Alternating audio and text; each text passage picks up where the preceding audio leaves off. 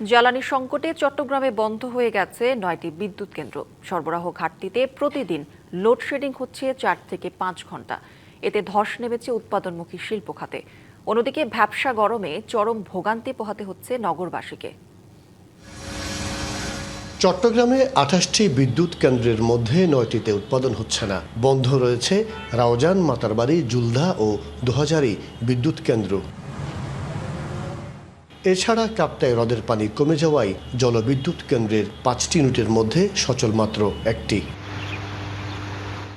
বর্তমানে চট্টগ্রামের বিদ্যুৎ সরবরাহ বাঁশখালীর ৬১২ মেগাওয়াটের এসএস পাওয়ার প্ল্যান্ট ও ২১৮ মেগাওয়াটের শিকলবাহা কেন্দ্রের উপর নির্ভরশীল। ১৪০০ থেকে ১৫০০ মেগাওয়াট চাহিদার বিপরীতে উৎপাদন হচ্ছে ১০০০ থেকে ১১০০ মেগাওয়াট। এদিকে বিদ্যুৎ সংকটে অনেক কারখানায় উৎপাদন সক্ষমতা নেমে এসেছে অর্ধেকে। বন্ধের উপক্রম বেশ কিছু পোশাক কারখানা। সময় মতো পণ্য শিপমেন্ট করতে না পারায় রপ্তানি আদেশ হারানোর আশঙ্কা কারখানা মালিকদের। প্রধান রপ্তানি খাত হলো আমাদের আরএনজি সেক্টর।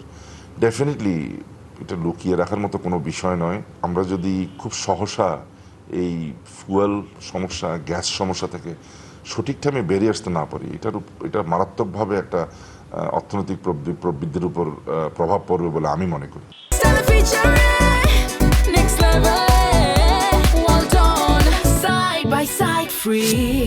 লোডশেডিং এর বিষয়ে ক্যামেরার সামনে কথা বলতে রাজি নন বিদ্যুৎ বিভাগের কর্মকর্তারা। জ্বালানি সরবরাহ দ্রুত স্বাভাবিক না হলে পরিস্থিতি আরও জটিল হওয়ার আশঙ্কা বিশেষজ্ঞদের।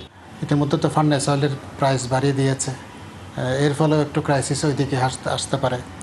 আর এলএনজির সাপ্লাইটা আমাদেরকে এনশিওর করতে হবে। এই সংকটটা যাতে না হয়, বিদ্যুৎ ব্যবস্থা যাতে ঠিক থাকে, বিদ্যুৎ উৎপাদনও যাতে ব্যাঘাত না ঘটে, এই জন্য প্রয়োজনীয় জ্বালানির সংস্কার করার করা দরকার।